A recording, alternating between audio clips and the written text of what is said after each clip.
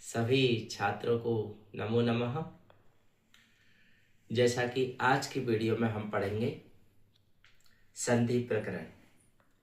6 class से आपका आगे 12वीं क्लास तक और भी ऊंची क्लास तक आपका काम आता है। अभी हम निचले स्तर से पढ़ेंगे। सबसे पहले हमें समझना है कि संधि किसे कहते हैं, क्या होता है संधि। संधि का सूत्र होता है परः सन्निकर्ष संहिता। जब दो वर्ण परस्पर, परस्पर का मतलब आपस में, जब दो वर्ण परस्पर मिलते हैं, परस्पर मेल होता है उनका, तो उससे जो नया वर्ण बनता है, उससे जो विकार उत्पन्न होता है, उससे जो परिवर्तन आता है, उसे हम संधि कहते हैं। हमारे संस्कृत के मुख्य रूप से, हालांकि 5 संधियां हैं, लेकिन मुख्य रूप से 3 संधियों पर ध्यान दिया जाता है: स्वर संधि, व्यंजन संधि और विसर्ग संधि। तो आज हम पढ़ने जा रहे हैं हमारी स्वर संधि को। स्वर संधि में जो भी है उसको हम डिटेल से पढ़ेंगे, अच्छे से देखेंगे।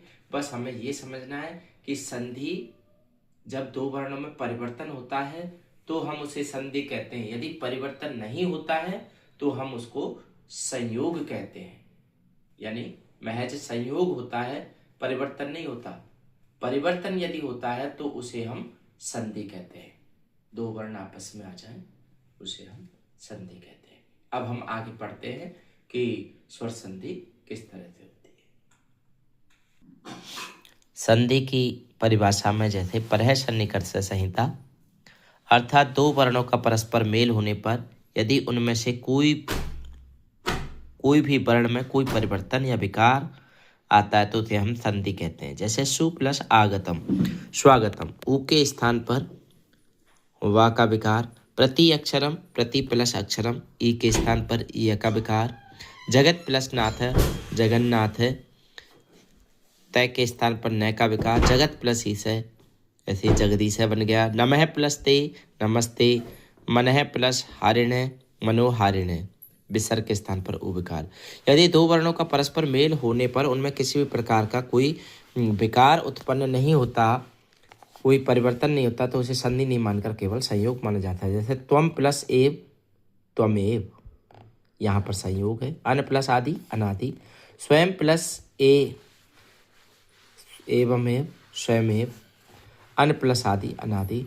संधि के भेद, परस्पर मिलने वाले वर्णों के आधार पर संधि मुख्यतः 3 भेद माने जाते हैं। स्वर संधि, अच कहते हैं जिसे हम, हल संधि, व्यंजन संधि कहते हैं, विसर्ग संधि। और इसका नियम देख लो, स्वर प्लस स्वर, यानी स्वर से स्वर का मेल होगा तो वो स्वर संधि कहलाएगा। व्यंजन कहते हैं स्वर प्लस व्यंजन का मेल या व्यंजन प्लस स्वर का मेल, ये या व्यंजन व्यंजन का मेल, तो ये सब क्या कहलाएंगे, व्यंजन संधि। विसर्ग में विसर्ग का मेल स्वर या व्यंजन से हो तो हम विसर्ग संधि कहते हैं। वैयाकरण सिद्धांत कौमुदी में भट्टू जी दीक्षित ने संधि के निम्नलिखित 5 भेद माने हैं। 5 भेदों में अच स्वर संधि, नंबर 2 प्रकृति भाव संधि, हल संधि, व्यंजन संधि, विसर्ग संधि, स्वादि संधि। परंतु लघु सिद्धांत कौमुदी में वरदराज आचार्य ने प्रकृति भाव संधि का अच संधि में और स्वादि संधि का विसर्ग संधि में समावेश कर दिया है। अब हम पढ़ते हैं स्वर संधि। स्वर संधि की, जैसा कि आपको पता है परिभाषा, स्वर से स्वर के मेल को स्वर संधि कहते हैं। जब किसी पद के किसी स्वर वर्ण के साथ स्वर वर्ण का ही मेल होता है तो हमें अच यानी स्वर संधि माना जाता है। संस्कृत व्याकरण में अच स्वर संधि मुख्यतः 8 भेद होते हैं, तो हम अधिकतर छोटी क्लासों में 5 भेद ही पूछे जाते हैं। अभी हम पढ़ेंगे पूरे भेद। यण संधि का नियम होता है ई उ री ई उ री और री, ये 4 अक्षर, दीर्घ या लघु दोनों। इसके बाद में यदि कोई असवर्ण स्वर परे हो, असवर्ण का मतलब होता है इनको छोड़ करके, जैसे ई के बाद ई समान स्वर हो गया, असमान स्वर आना चाहिए, यानी ई के बाद और कोई सा भी स्वर आ जाए ई को छोड़ करके तो वो असवर्ण स्वर माना जाएगा।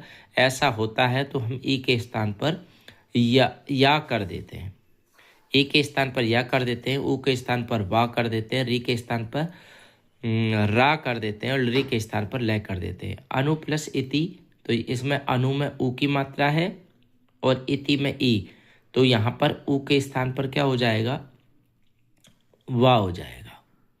इसी प्रकार से प्रति प्लस आशा प्रत्याशा, और पितृ प्लस आज्ञा, तो री के बाद में आ है पित्राज्ञा, तो री प्लस आकृति। ये शॉर्ट रूप से दे रखे। अब हम डिटेल से पढ़ेंगे।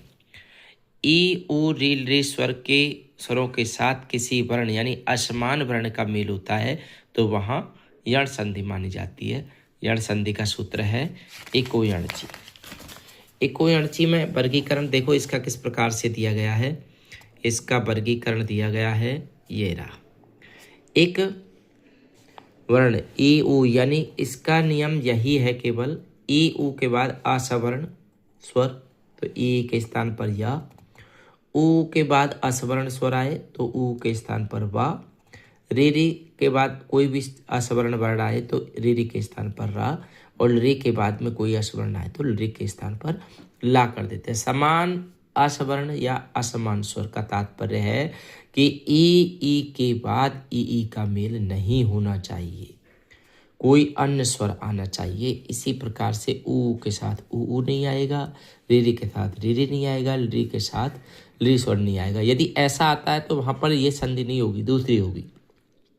अब इसके उदाहरण विशेष दे रखे हैं। प्रति प्लस अक्षरम प्रत्यक्षरम, यहाँ पर बिल्कुल डिटेल में बताया गया है। ऐसे ही देवी प्लस उपासना देवी उपासना, मधु प्लस आचार्य मध्वाचार्य, वधु प्लस अर्थी वध्वर्थी, पितृ प्लस उपदेश पितृपदेश, रे प्लस आकृति लाकृति।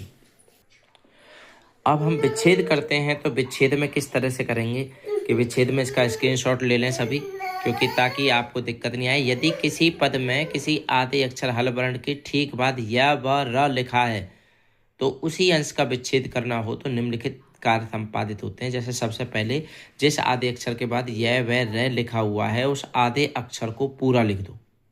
फिर आगे या व र वर्ण की उपस्थिति के अनुसार क्रमशः ई उ री की मात्रा लगा दो। फिर या व र को छोड़कर शेष शब्दांश धन चिन्ह को आगे लिख दो। जैसे हमें पर्यावरण शब्द का विच्छेद करना है तो इस शब्द में आधे रै के बाद य वर्ण लिखा हुआ है तो हम तरीकों से निम्नलिखित के रै को पूरा लिखें, रै कर दें। फिर इसके बाद में फिर आधे रै को यह लिखा हुआ है तो यह किसके स्थान पर आता है, ई की मात्रा, ठीक है, तो परि बन जाता है। इसके बाद में शेष आवरण को लिख देते हैं। तो ये पर्यावरण का संधि विच्छेद परि प्लस आवरणम ऐसे निकल करके आता है।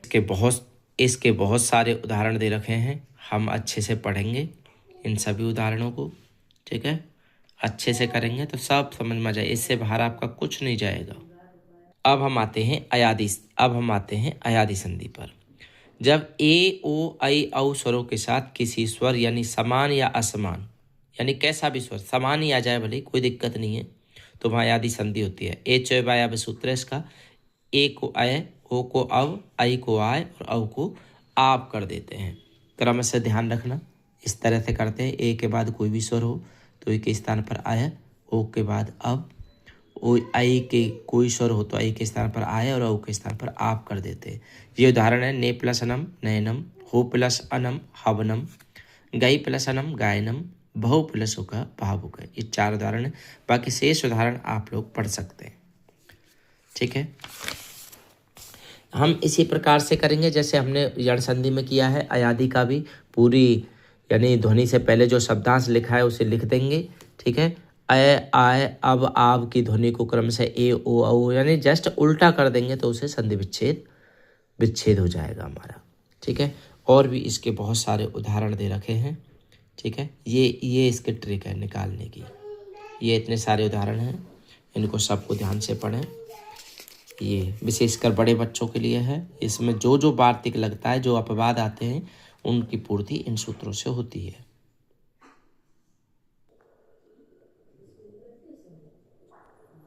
अब आते हैं हम गुण संधि पर। अधेन गुण सूत्र होता है ए आई और ओ, ए और ओ, इन 3 वर्णों की गुण संज्ञा होती है। कौन से सूत्र से? अधेन गुण सूत्र से। संधि कार्य कैसे होता है? आद गुण से। आद गुण का मतलब यही होता है ए आ के बाद में, अब यहाँ पर ए या आ की मात्रा आती है, इसके बाद यदि ई आता है तो उसे ए आदेश हो जाता है, और यदि ऊ आता है तो उसे ओ आदेश कर देते हैं। उरण रपर सूत्र क्या कहता है? ए आ के बाद री आ गया तो आर आदेश हो जाता है। ए आ के बाद में ए आ की मात्रा के बाद में लरी आता है तो अल एक आदेश होता है। जहाँ पूर्व वर्ण और पर वर्ण दोनों के स्थान पर कोई एक आदेश किया हो तो एक आदेश कहते हैं, और गुण संधि में एक आदेश होता है। इसके नियम शेष उसी तरह से ए आ के बाद में ई तो ए आई कंठ तालु हो जाता है। ए आ के बाद ओ आए तो ओ हो गया। ए आ के बाद कंठ स्थान मूर्धा स्थान अर आ गया। ए आ के बाद ली आ गया तो अल आ गया। ये इसके उदाहरण है। प्लस इंद्र उपेंद्र, महा प्लस ईसा महेश है, सुर प्लस ईसा सुरेश है, महा प्लस इंद्र महेंद्र है, सूर्य प्लस उदय सूर्योदय। इसी प्रकार से चंद्र प्लस उदय चंद्रोदय, महा प्लस उदय महोदधि। ये सभी इसके नियम है। इसके और भी बहुत सारे उदाहरण दे रखे हैं, अन्य उदाहरण ये दे रखे, ठीक है। इसके बाद डिटेल से ये उदाहरण है, इनको आप एक बार सरसरी नज़र से देख लेंगे, अच्छे से पढ़ लेंगे तो निश्चित रूप से इनमें से कोई ना कोई पेपर में आपको जरूर मिल जाएगा। अब हम आगे चलते हैं। आगे इसके और भी उदाहरण हैं बड़ी कक्षाओं के लिए, जैसे ये सूत्र है, इसका कभी कभी पेपर में आ जाता है। अपवाद भी होते हैं इनमें, ठीक है। अब इसको देख लीजिए, इनमें से बहुत सारी चीज़ें पेपर के अंदर पूछी जा सकती है। हाथी का, रथ की, अश्व, घोड़े, पैदल सैनिक, ये इसका श्लोक है, ठीक है। अच्छे से इसको पढ़ लें, स्क्रीनशॉट ले लें। इसके बाद में ये भी है आपका तृतीय तृतीय समास है। अब आ जाते हैं हम वृद्धि संधि पर। वृद्धि राधा सूत्र होता है। वृद्धि संज्ञा किन किन की होती है? बड़े आ, आई और औ, इन तीन की वृद्धि संधि होती है। और वृद्धि रेची सूत्र से संधि कार्य होता है। ये ऐसे संधि कार्य होता है, ए आ तीनों तरफ होंगे, ए आ गया तो आई हो गया, ओ आ गया तो औ हो गया, री आ गया तो आर। केवल अपवाद स्थिति में प्रयुक्त होता है ये आर। एक प्लस एकम एक एकम, महा प्लस ऐश्वर्य महेश्वर्य, गंगा प्लस होकर गंगोगे, महा प्लस औषधि महोषधि। अंत में पढ़ेंगे हम दीर्घ संधि, पांचवी संधि दीर्घ संधि। आज हम ये 5 ही संधि पढ़ने जा रहे हैं। दीर्घ संधि का सूत्र उकालो जो जैसे दीर्घ प्लुत है, उ काल वाला, यानी जितना समय लगता है उसका ह्रस्व दीर्घ और प्लुत संज्ञा होती है। दीर्घ संधि की पहचान यही होती है कि दोनों तरफ समान स्वर सवर्ण स्वर होने पर दीर्घ, जैसे हमने शुरुआत में जड़ में बताया था समान स्वर और असमान स्वर के बारे में, तो यहाँ समान स्वर, ध्यान रखना, अकय सवर्ण दीर्घ है, इसका सूत्र है, ये इसका नियम है। ए आ के बाद ए आ गया तो बड़ा, ई के बाद ई बड़ी, ऊ के बाद ऊ बड़ा ऊ एक आदेश हो जाता है, री के बाद बड़ी री और री के बाद री। राम प्लस अनुज रामानुज, हिम प्लस आलय हिमालय, विद्या प्लस आलय विद्यालय, पुस्तक प्लस आलय पुस्तकालय, ठीक है। इस तरह से बनेगा। विद्या प्लस अर्थी विद्यार्थी, द्राक्षा अशव है, रवि प्लस इंद्र, ई का उदाहरण देख लीजिए, रविंद्र है, कपीस है, रजनीत है, सचेंद्र है। ऊ का उदाहरण देखो, भानु प्लस उदय भानुदय, अम्बु प्लस उर्मी अम्बुर्मी, बधु प्लस बधुसव, चमु प्लस ऊर्जा चमूर्जा। इसी प्रकार से री का उदाहरण देखिए, पितृ प्लस रणम पितृणम, होत्री प्लस रिकार है होत्रिकार है, होत्री प्लस रिकार है होत्रिकार है, ऐसे भी बनेगा, ठीक है। ये इसके इतने साधारण, दीप प्लस अबली दीपावली, मुक्ता प्लस अबली मुक्ताबली। ये देखो इतने सारे उदाहरण इसके दे रखे, अच्छे से पढ़ें। और ये संधि में कोई भी संधि आपकी गलत नहीं आनी चाहिए। याद रखिएगा, यदि पेपर में इस तरह से आएगा संधि युक्त शब्द तो आपको संधि विच्छेद करना होता है, और संधि विच्छेद आ गया तो ये होता है। अब एक कॉम्पिटिटिव एग्जाम में ऑप्शन में आते हैं तो ऑप्शन का आप याद रखना, अबली और इनका कैसे लिखते हैं, ठीक है। आगे हम चलते हैं। आगे में देखिए, ई का उदाहरण देखो, ठीक है। ई का उदाहरण, ऊ के उदाहरण, और आगे आपका री का उदाहरण, ठीक है। कुछ विशेष नियम और अपवाद हैं, इनको अच्छे से पढ़ लें, ठीक है ना, क्योंकि कुछ शब्दों के कारण से कुछ परिवर्तन होता है तो हम कहते हैं। अब हम इसमें पररूप संधि भी होती है और पूर्व रूप संधि होती है, 2 संधि और होती हैं। इनको भी एक बार तरते नजर से देख लेते हैं। पररूप का नियम केवल इतना है, अकारांत उपसर्ग आ जाए, अकारांत उपसर्ग यानी 22 उपसर्ग होते हैं संस्कृत में, इसमें प्र उप अव आदि कोई अकारांत उपसर्ग है, इसके बाद ए या ओ है तो उसका पररूप आदेश हो जाता है, ठीक है। पूर्व और पर, यानी पूर्व कहते हैं पहले वाला प्लस से, और प्लस के बाद वाला पर, तो दोनों के स्थान पर एक प्र प्लस एजते प्रेजते उपेजते अभेजते उपोषधि और उपोषधि अवोषधि, ये वृद्धि संधि का अपवाद मानी जाती है। कुछ नियम होते हैं कि उनसे वृद्धि ही मानी जाएगी, ठीक है। तो जैसे इत्ते दत्तु ठसु, ठीक है, ये सूत्र है तो इनका अच्छे से पढ़ लें इसके अंदर से, ठीक है। पूर्व रूप का मतलब होता है ए ओ, पद के अंत में ए ओ आए और इसके बाद ह्रस्व ए आए तो ह्रस्व ए के स्थान पर अवग्रह कर देते हैं। अवग्रह चिन्ह ऐसा होता है। इसके उदाहरण देख लें हम अच्छे से, बहुत सारे उदाहरण दे रखे हैं।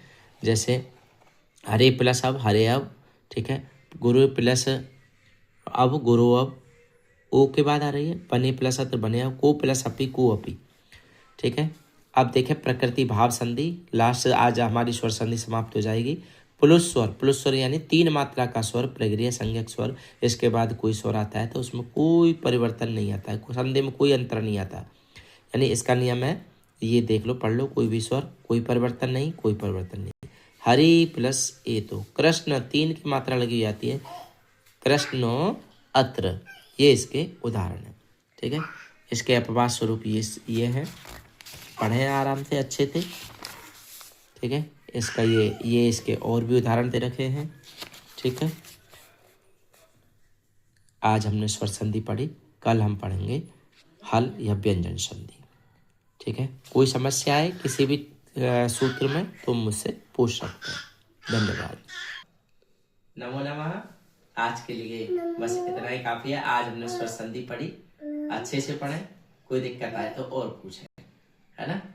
अब हम कल आगे नेक्स्ट संधि पढ़ेंगे, व्यंजन संधि। धन्यवाद।